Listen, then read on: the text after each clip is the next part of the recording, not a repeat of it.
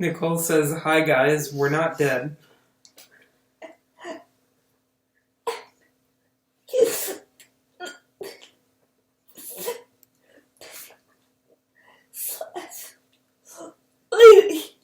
I've just been busy / lazy. Like when it comes to making new videos. But someone asked Nicole to make a video about about COVID-19. Yeah, the pandemic and how it's affecting Nicole and me here.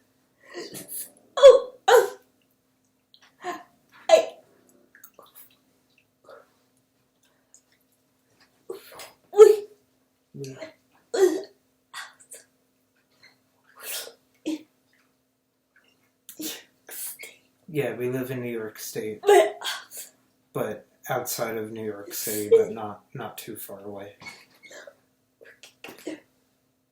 Yeah, it's easy to get there, like, by train, so.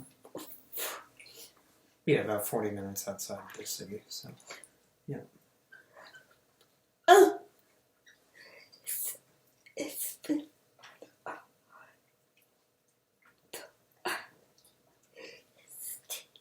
Yeah, as you may have heard, New York has been the hardest hit state so far in the U.S., which is sad.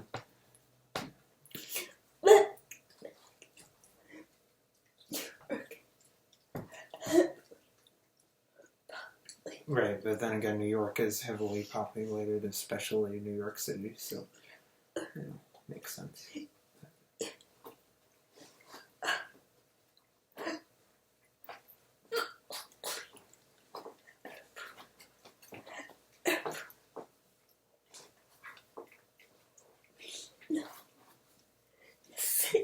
Yeah, luckily everyone we know is safe and healthy right now, so, yeah. But it's still scary. Because...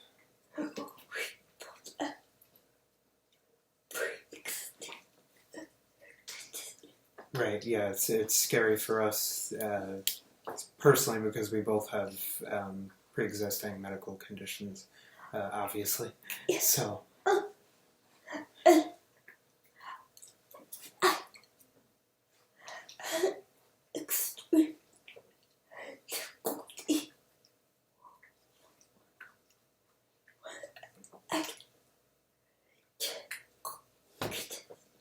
Yeah, so for Nicole, normally she has extreme difficulty whenever she, has a cold or something that leads to chest congestion.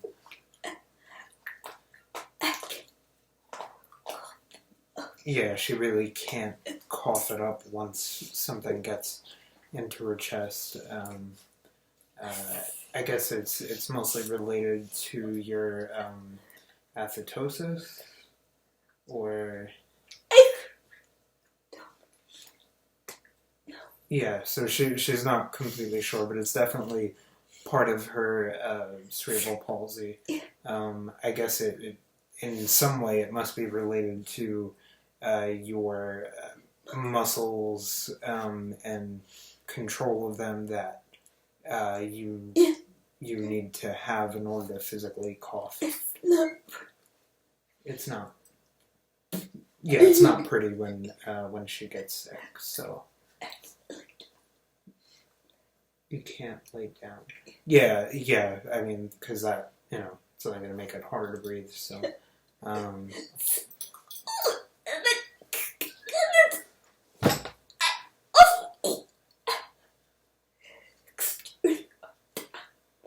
yeah. So if she gets this, she would have an extremely hard time. Especially if she falls into that 20% of people that have a very severe case of it. It would really only be worse because, as we know, that a large part of this deals with pneumonia, and so, it's bad enough for someone without CP. So.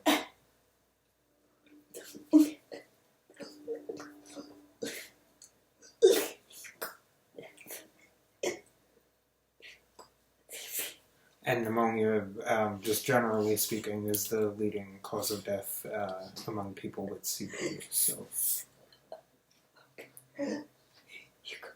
Oh, and then so for me, if you haven't seen, I think it was maybe 2 videos ago, we did a whole explainer on the difference between my disability and Nicole's disability. She's gonna link a video to that one in the description. But very briefly, so for me, I have something called osteogenesis imperfecta, which essentially means I have brittle bones. So it's easier for me to fracture a bone than your typical person. Right, or easier than Nicole. Maybe easier than someone that has typically developed bones. I often describe it as being like osteoporosis, but in reverse. So instead of it being, the most severe when you're older, for the most part, it's most severe when you're young. After puberty, it gets a little bit better. Actually, a good bit better. And then for some people, it does, your bones do get more fragile when you're older as well. There's 4 different types. There's a bunch of different severities. Some people can break very, very easily. Some people have hundreds of fractures in their life. Me, I'm lucky enough to only have around like 30 or so. But one thing that comes with that is the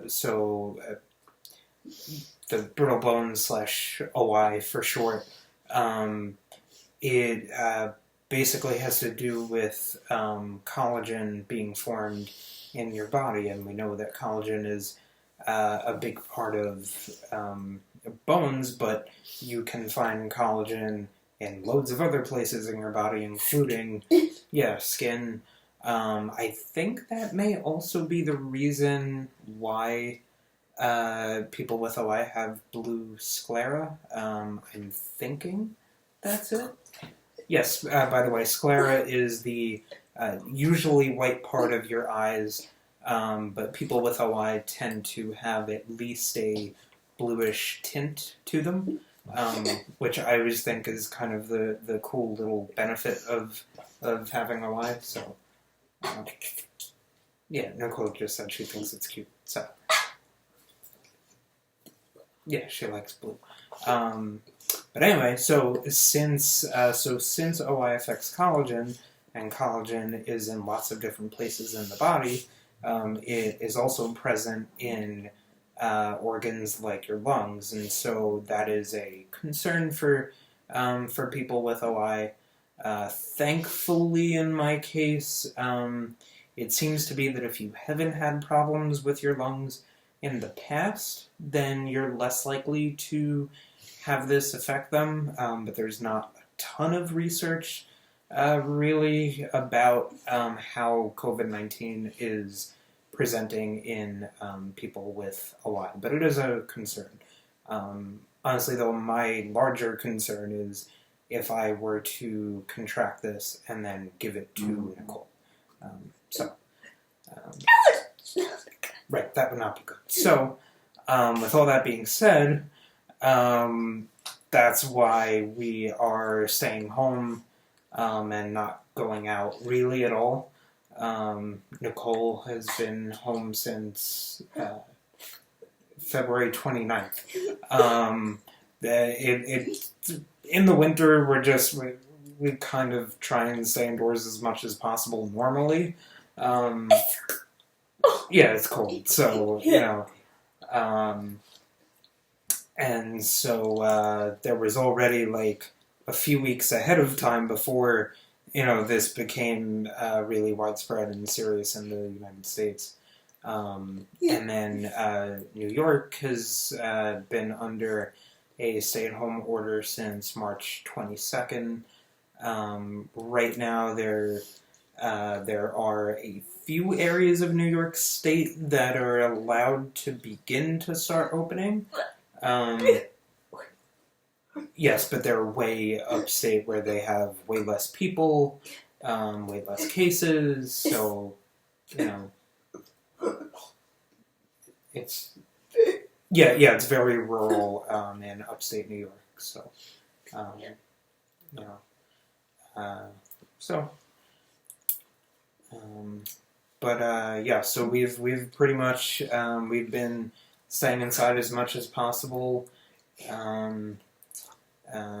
We haven't been we really haven't been going out for anything. I brought our dog Bean to the vet once because he cut his head on something. We don't even know what. We just found it. Found like this bloody scab one day, and so thankfully it wasn't that big of a deal. But they shaved his head a little bit and cleaned him up and gave us some ointment, and there we go. So, so outside of something like that, we haven't been going out.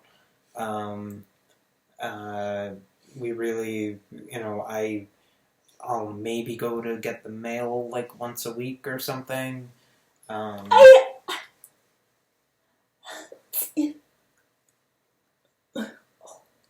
Yeah. So we live in a building here, and Nicole has not like left our apartment to even just see the hallway since that time. So.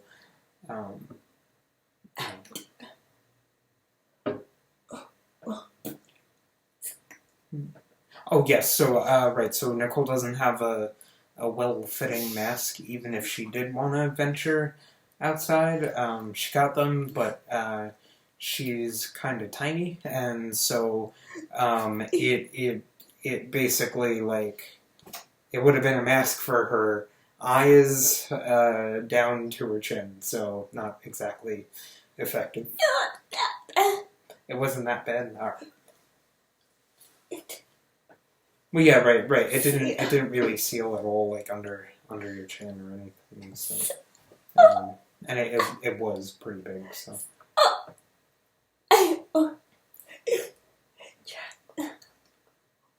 Yeah, so she ordered a child-size mask on Etsy, and so she's waiting for that to come. I don't know if you're gonna venture outside even with it. I don't know. I mean, maybe eventually. Yeah. I think one thing we're kind of waiting on for is, as New York State does start to reopen in some spots.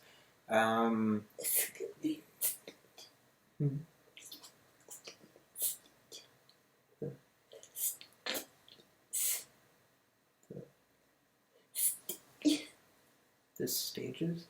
Well, yeah, so it's just that, once they reach certain criteria, which would indicate that our hospitals are prepared to handle an increase if, an increase of cases if they happen, and there's a number of factors, including the amount of testing that's available so that they can try and isolate cases, as well as contact tracing, so that they can try and, again, isolate cases and, have people quarantine or self-isolate if they've been around someone that tested positive. So once each part of New York State manages to hit those criteria, then they can start slowly reopening certain businesses. Like first, I believe it starts with things like construction, and then the last stage would be things that are much larger gatherings, like going to movie theaters, entertainment, concerts, things like that. But right now, I think we're kind of waiting to see what happens when people do start going out. It does a second wave of this hit, and if so, how bad is it, and how prepared is the state really to manage it. So.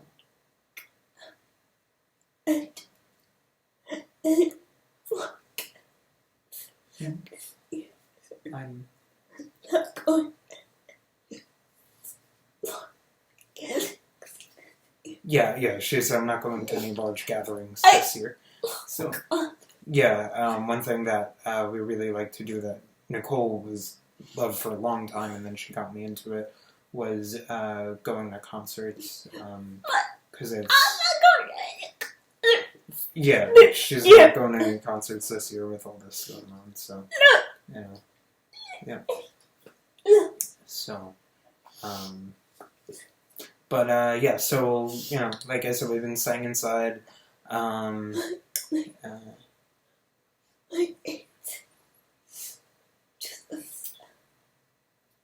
Your aide. Oh yeah. So Nicole's had an aide that she's worked with since 2007. So she's known her for a very long time. She's great, and she actually decided to stay here for it was about 2 months. That way, she doesn't have to travel, go home to her family on weekends, and and then her other aide. Yeah. Her other aide was afraid of coming. So, now though it's after 2 months, she needed a break. So, but also at least the number of cases are down. So that's at least letting in some risk. But it's not as though we're going outside in large groups of people or anything like that. So. Yeah. She takes an Uber, so at least she's not around like large numbers of people on a bus. So we're trying to limit risk as much as possible. Thankfully, we've used grocery delivery services, or Nicole's been using meal kit delivery services for a long time. So that's been helpful. So we try and do that so that we don't have to go outside. Prescription delivery services, and then rarely, if we really need something, her aide will go out, go out and grab something. So with a mask and all that, and and trying to stay away from people, and in our building. Yeah, they have a strict mask policy, which makes sense. So if you're in the elevator, if you're in the hallways, anything like that. Actually, it's true. Yeah, in addition to that, New York in general now has one where everyone should be wearing masks, at least for when they can't maintain social distancing of at least 6 feet. So. Food shopping.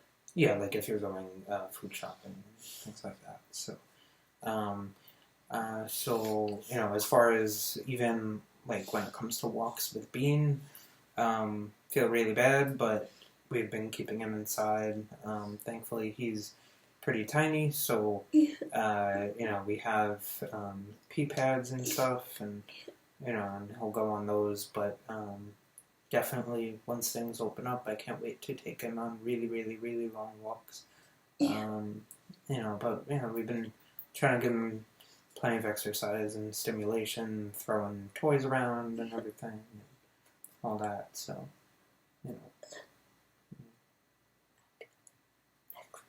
Yeah. So something else that we've been doing to cope is Nicole got herself an Xbox, and the reason is Xbox is the only real system, unfortunately, the only real console that has an adaptive controller, and it's really cool.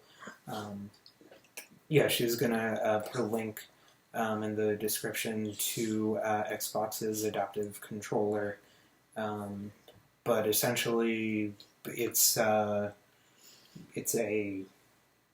rectangle. It's about this big. It's got two giant buttons on there, about this big, and they're very easy to press. Yeah.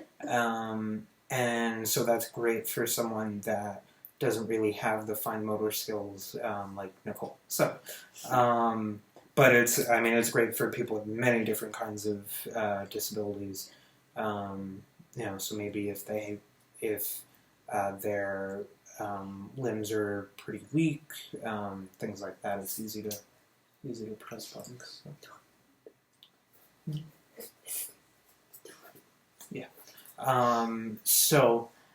The other thing about it too is you can plug in all kinds of different buttons and joysticks that you can use in place of the usual, tiny buttons and sticks that are on the control pad. So something that's really fun that we've been playing, which at first Nicole thought was silly, but now it's fun, is it's called Untitled Goose Game. And you are essentially a goose that just like runs around an English village and causes mayhem.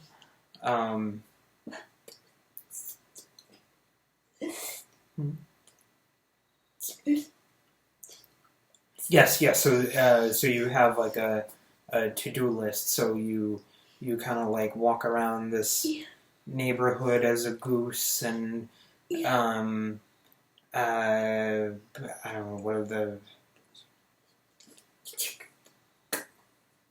You take off... Yeah, like you steal like an old man's slippers or something, and you steal his newspaper, and you run around, and everyone tries to shoo you away, and you distract them with something, and so one cool feature of the controller too is that you can have it so that maybe you're only able to use a few buttons at a time, or maybe only one, or maybe you can control the joystick at one time but not able to hit buttons. Someone else can use a regular controller with you. So Nicole will be controlling where the goose is going, and then I'll be controlling if it picks something up and runs away with it.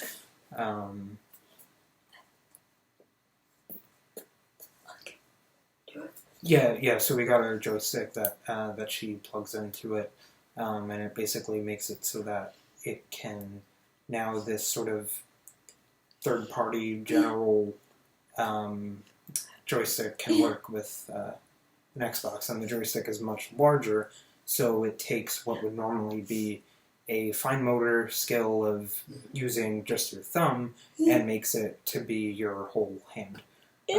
So if you can kind of picture like those old arcade machine type joysticks, usually things like Mortal Kombat or Street Fighter or stuff like that. So yes, Nicole said she loves kicking ass in Mortal Kombat, so that's fun. So, so that's kind of one thing that we've been doing to try and keep busy. I mean, we also watch plenty of TV, and Nicole watches a lot of YouTube videos.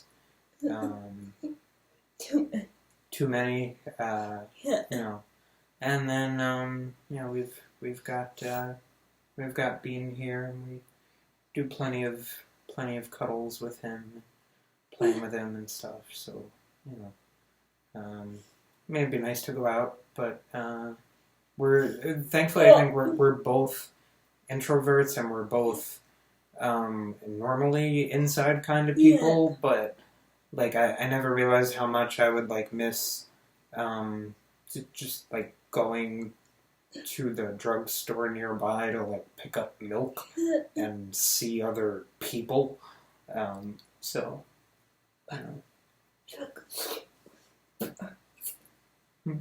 Yeah, by drugstore we mean it's a pharmacy that is basically a lot of places that are pharmacies around here have kind of become um, sort of partial grocery stores as well. So, you know, but, yeah. So that's about it.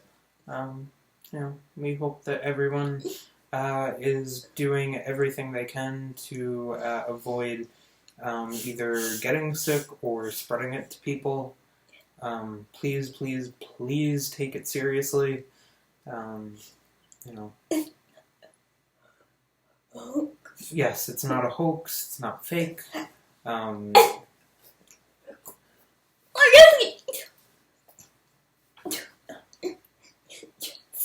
Yes, and whatever you do, don't ingest disinfectants or try and put ultraviolet light in your body somehow, as someone suggested.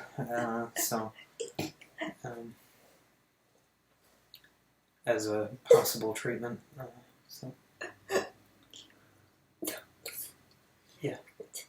Yeah, please listen to doctors and medical professionals, experts, researchers. Yeah,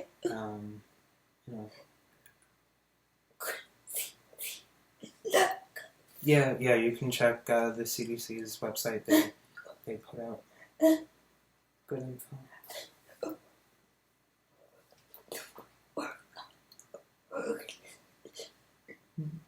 And so the CDC.gov or also the World Health Organization. That's where you go to get info. So, and just remember that even you can have this and be completely asymptomatic, which means you can still spread it.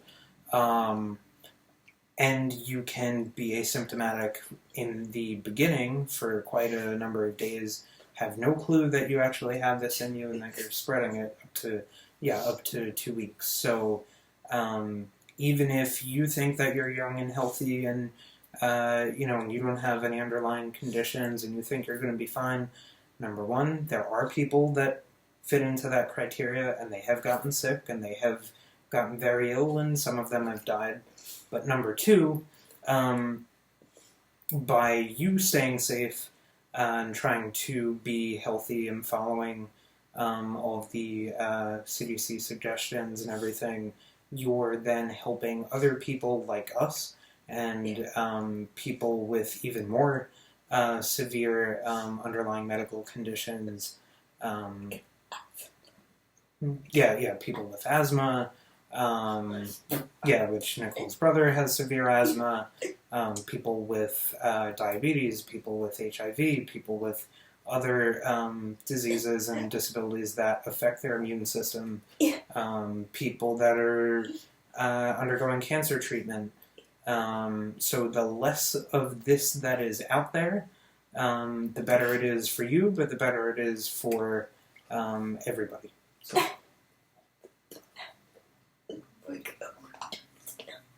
And the faster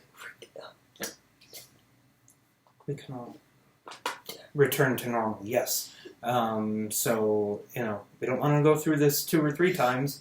So if we can do it right the first time, hopefully, hopefully we can keep it at bay. So, yeah, stay safe, people. All around the world, anyone who is watching this.